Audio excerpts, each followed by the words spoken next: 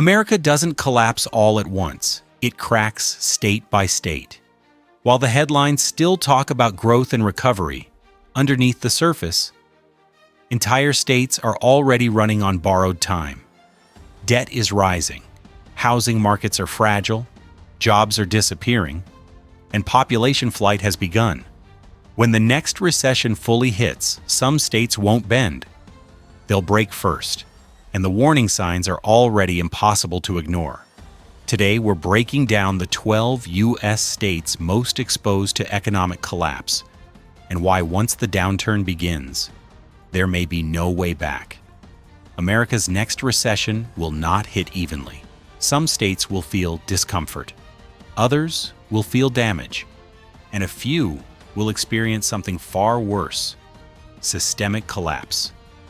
By 2026, the warning signs are no longer theoretical. Housing markets are fragile. State budgets are stretched thin. Population shifts are accelerating.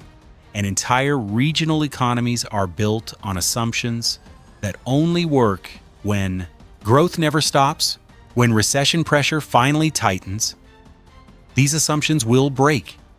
We begin with the states that appear stable on the surface, but are already showing structural weakness underneath. Number 12, Oregon. Oregon still carries the image of stability, strong quality of life, tech presence, natural resources, steady migration, at least in the past. But by 2026, Oregon's economic foundation is weakening. The state relies heavily on a narrow set of industries: technology, public sector employment, and tourism. When tech hiring slows, as it already has, the ripple effects move quickly through housing, tax revenue, and consumer spending.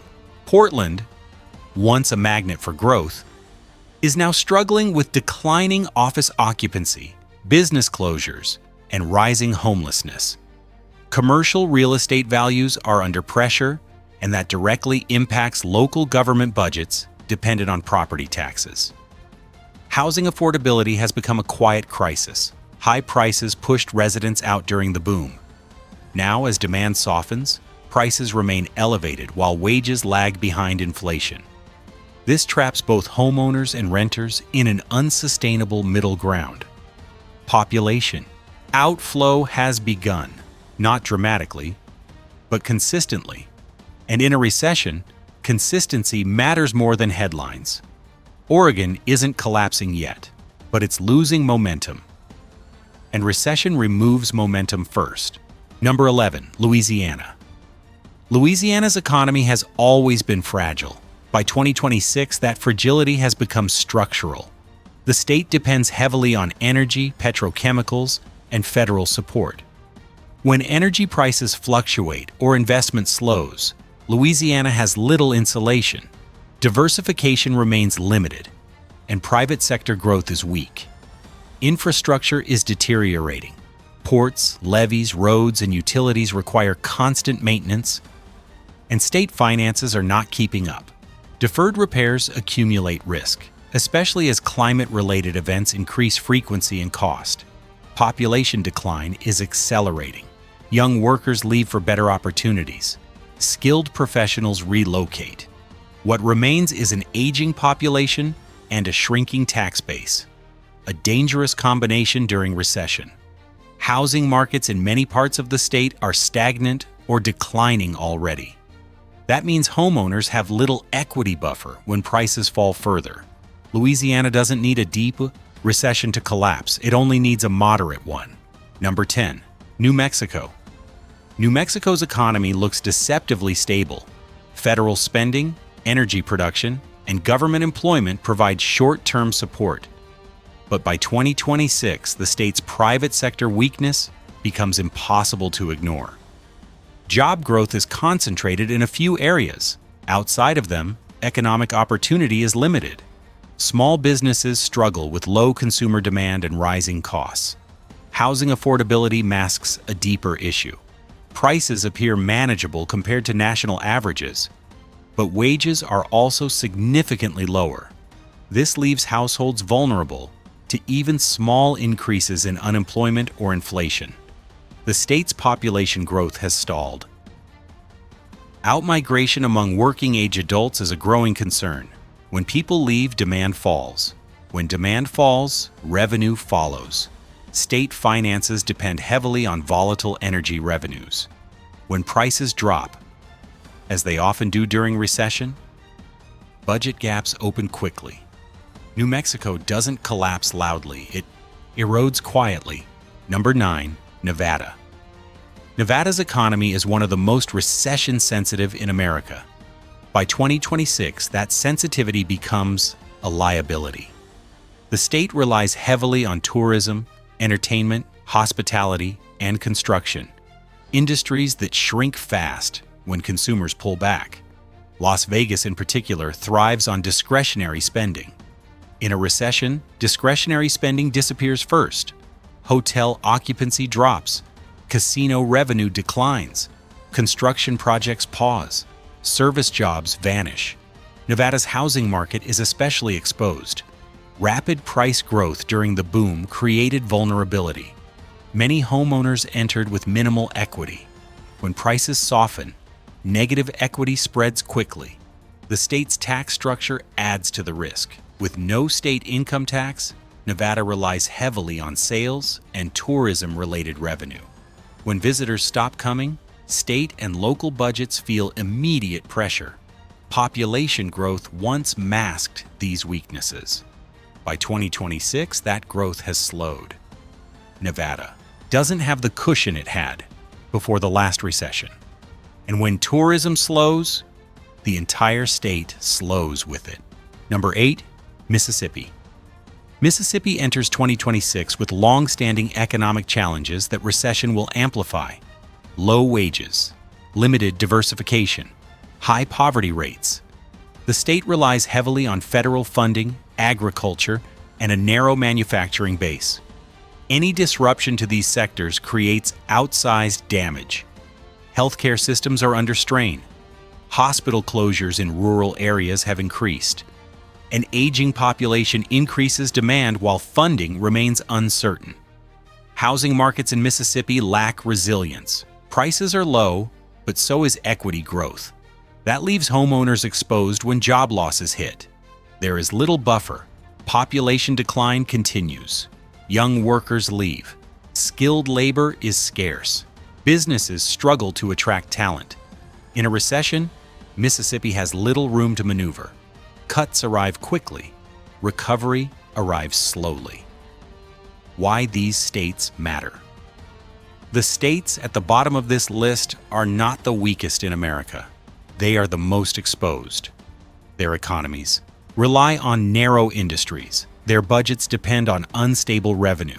Their populations are already shifting. Recession doesn't create these problems. It reveals them. And as we move further up this list, the states ahead face even larger risks, not because they are smaller or poorer, but because their scale magnifies failure.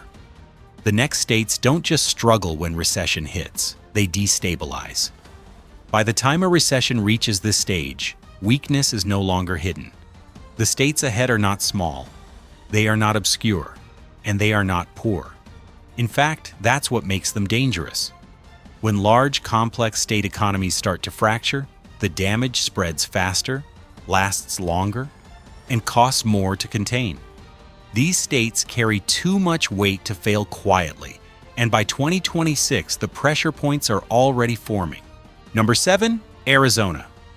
Arizona's growth story looks impressive on the surface. Rapid population growth, strong housing demand, expanding metro areas like Phoenix and Tucson. But by 2026, Arizona's success has created fragility. The state's economy depends heavily on construction, real estate, tourism, and in-migration. These sectors thrive during expansion and collapse quickly during recession. Housing is the first fault line. Prices surged during the boom, pushing affordability to the edge. Many new buyers entered the market late, with minimal equity and high interest rates. As demand cools, price corrections accelerate, trapping homeowners who can't sell and can't refinance. Water scarcity adds another layer of risk. Long-term shortages are no longer theoretical. Infrastructure costs are rising, development is slowing, and uncertainty is beginning to affect investment decisions, especially in housing-heavy regions. Arizona's tax base is highly sensitive to consumer spending. When growth slows, revenue falls fast. That forces budget cuts precisely when public services face higher demand. Arizona isn't collapsing yet, but its entire model depends on growth continuing, and recession ends growth. Number 6. Colorado. Colorado is often viewed as resilient. Strong job markets, educated workforce, diverse industries. But by 2026, Colorado's vulnerabilities are becoming harder to ignore. Housing affordability has reached crisis levels. Prices soared far beyond wage growth, especially in Denver, Boulder, and surrounding metro areas. Rent burdens are extreme. Middle-income households are being squeezed out, not by poverty, but by cost. That squeeze is now affecting labor markets. Essential workers can't afford to live where jobs are. Businesses struggle to hire. Growth slows, not because demand vanished, but because capacity did. Colorado's economy is also heavily tied to technology, tourism, and professional services. When tech hiring slows and discretionary spending declines, those sectors feel immediate pressure. The state's budget depends on income and sales taxes, both vulnerable during recession. Meanwhile, population growth is cooling. The inflow that once masked these problems has slowed, leaving high costs behind without the demand to support them. Colorado doesn't fail suddenly. It stalls, and then slips. Number 5, Pennsylvania. Pennsylvania sits at the intersection of old industry and modern uncertainty. By 2026, that intersection becomes a pressure point. The state relies heavily on healthcare, education, manufacturing, energy, and logistics. These sectors provide stability, but not rapid growth. Population trends are concerning. Pennsylvania is aging faster than many states. Young workers leave for faster-growing regions.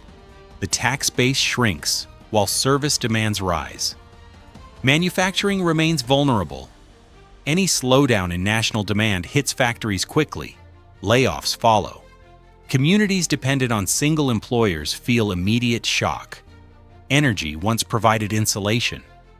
But volatility in natural gas markets has made revenue unpredictable. When prices fall during recession, state and local budgets suffer.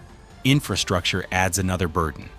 Aging roads, bridges, and public systems require massive investment. But funding is increasingly difficult as revenue growth slows. Pennsylvania doesn't collapse from one blow. It weakens under accumulated weight. Number 4, Illinois. Illinois enters 2026 carrying one of the heaviest burdens of any state: debt, pension obligations, unfunded liabilities, long-term commitments built on assumptions that no longer hold. Even in good times, Illinois struggles to balance its books. In recession, that struggle becomes existential. Chicago anchors the state's economy, but also concentrates risk. Commercial real estate values are under pressure. Office vacancies remain high. Property tax revenue is threatened. When city revenue falls, the state feels it. Population decline continues. Residents and businesses leave for lower-cost states. Each departure reduces the tax base, but obligations remain. That creates a vicious cycle. Higher taxes push more people out. Outmigration shrinks revenue further. Cuts become unavoidable. Illinois' pension system is especially vulnerable. Market downturns increase funding gaps. Required contributions rise just as revenue falls. Choices become painful. Cut services, raise taxes, or borrow more. None are sustainable long-term. Illinois doesn't lack economic activity. It lacks flexibility. And in recession, flexibility is survival. Why the middle of the list is the most dangerous. The states in this section share a critical trait. They look strong. Their collapse wouldn't be expected. Their failure wouldn't be immediate, but their impact would be massive. These are states where housing costs outpaced reality, growth masked structural weakness, budgets assumed stability that no longer exists. Recession doesn't create collapse here. It triggers it. And the states still ahead face even greater danger, not because they are weaker, but because their scale amplifies every mistake. When large states fall, the consequences don't stay local. They ripple outward. Through markets, migration, and national confidence. By the time a recession reaches this stage, denial disappears. Markets stop pretending. Budgets stop stretching. Confidence breaks. The final states on this list are not small, fragile economies. They are pillars of the American system. When they weaken, the impact spreads far beyond their borders. These states don't collapse quietly. They drag everything with them. Number 3, New York. New York enters 2026 with enormous economic power and enormous vulnerability. On paper, the state looks strong. Finance, technology, media, healthcare, and professional services generate massive GDP. But beneath that surface lies a structure that only works when money keeps moving. And recession slows money first. New York's economy is deeply dependent on high-income earners, financial markets, and commercial real estate. When markets decline, bonuses vanish, deal volume drops, and tax revenue collapses faster than in most states. Housing is already under pressure. High prices, high taxes, and elevated interest rates have cooled demand. Commercial office vacancies remain high, particularly in New York City. Falling property values threaten local government revenue, which depends heavily on property taxes. Population outflow has become structural. High earners leave for lower tax states. Middle-income families follow. What remains is a shrinking tax base supporting one of the most expensive public systems in the country. New York's spending commitments are massive. Public transit, healthcare, education, pensions, all require constant funding. When revenue falls, cuts are unavoidable. And cuts in New York ripple nationally through finance, media, and employment. New York won't collapse overnight. But when recession deepens, it loses what it depends on most: velocity. Number 2, Texas. Texas is often described as recession-proof. By 2026, that myth is under serious strain. The state's growth has been extraordinary. But growth itself has created risk. Texas relies heavily on construction, real estate, energy, and population inflow. When those slow, the entire model tightens. Housing is the first warning sign. Prices surged rapidly in cities like Austin, Dallas, Houston, and San Antonio. Many buyers entered at peak valuations. As migration slows and demand cools, price corrections accelerate. Energy once provided insulation. But energy markets are volatile. When prices fall during recession, layoffs follow quickly. State revenue tied to energy declines at the worst possible time. Texas's infrastructure is stretched thin. Roads, power grids, water systems, and housing were built for a smaller population. Maintenance costs rise just as revenue growth slows. Unlike high-tax states, Texas relies heavily on sales taxes. When consumers pull back, revenue drops immediately. Budget flexibility disappears. Texas doesn't lack jobs. It lacks protection from slowdown. When growth pauses, Texas feels it faster than most, because it built its success on momentum. Number 1, Florida. At number 1 is the state most exposed to recession in 2026, Florida. Florida's economy looks unstoppable on the surface. Population growth, real estate demand, tourism, retiree inflows. But by 2026, Florida is running on borrowed stability. The state depends heavily on real estate, tourism, construction, and services, all industries that suffer first in a recession. Housing is the epicenter of risk. Prices surged far beyond income growth. Insurance costs have exploded. Property taxes are rising. Many homeowners are stretched thin. As recession pressure builds, demand softens. Inventory rises. Prices fall. Negative equity spreads quickly in a state dominated by recent buyers and investors. Tourism adds another layer of vulnerability. Travel is discretionary. When households cut spending, vacations disappear, hotels, restaurants, entertainment, and service jobs vanish fast. Florida's tax structure magnifies the danger. With no state income tax, Florida relies heavily on sales and tourism-related revenue. When visitors stop coming and residents spend less, budgets tighten immediately. Insurance is the hidden accelerant. Rising premiums and insurer exits are already pushing homeowners out. In recession, that pressure becomes unbearable. Foreclosures rise, property values drop further. Florida's population growth once masked these risks. By 2026, that growth is slowing, leaving debt, overbuilding, and fragile demand behind. Florida doesn't collapse because it is weak. It collapses because it expanded too fast. And recession removes the fuel. The final reality. The states on this list don't fail for the same reason. Some depend on housing. Some depend on growth. Some depend on markets. Some depend on stability that no longer exists. What connects them is exposure. Recession doesn't destroy strong systems. It exposes weak ones. By 2026, the warning signs are already visible. Housing markets stretched beyond income. Budgets dependent on continued growth. Population shifts reversing momentum. Debt built on optimistic assumptions. These states won't collapse because of one event. They will collapse because pressure finally outweighs denial. And when they do, the effects won't stay local. They will reshape migration. They will change investment patterns. They will redefine which states grow and which fall behind.